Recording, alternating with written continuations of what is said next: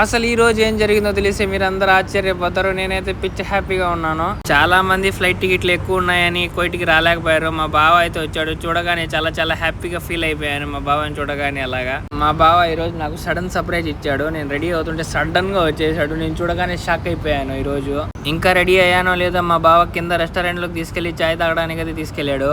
ఇంకా నేను డ్యూటీ నుంచి వచ్చిన వెంటనే నాకు ఫుడ్ అయితే రెడీగా ఉంటుంది. మా రూమ్మేట్ అయితే రెడీ చేసి పెడతాడు. వాడు బంగాళోడు, ఎప్పుడు చూసినా రోజు ఫిష్ కర్రీ తింటాడు. నాకు ఫిష్ కర్రీ తినిపించి చంపేసేటట్టున్నాడు. పాపం వాడు పప్పు చేశాడు. ఈ రోజు ఫిష్ కర్రీ అనుకున్నాను. రోజు వాడు ఫిష్ కర్రీ చేస్తాడు. మామూలుగా ఈ రోజు ఎందుకో పప్పు చేశాడు.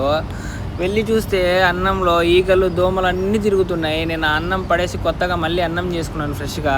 ఇండియాలో ఉన్నప్పుడు ఇదేంటో మనకేవి తెలియదు. వాళ్ళు చేసి పెడితే మనం తినడమే. ఇప్పుడు చూడండి ఇక్కడికి వచ్చి చేసుకొని వండుకొని తినాల్సి వస్తుంది.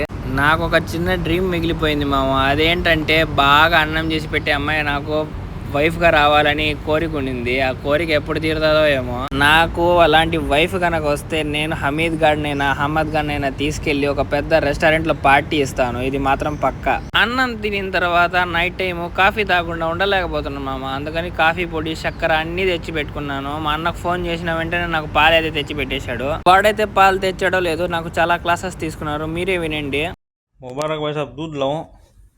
ये बाटला छटना को रख के क्या था, वीडियो बनाने काम आते हैं।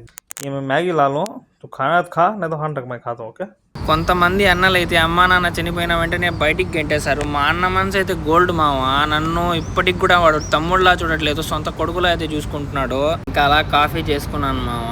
ఎందుకో డ్యూటీ నుంచి వచ్చిన వెంటనే తల నొప్పిగా ఉంటుంది. అందుకని కాఫీ అయితే డైలీ తాగుతాను నేను తలనొప్పి కోసము.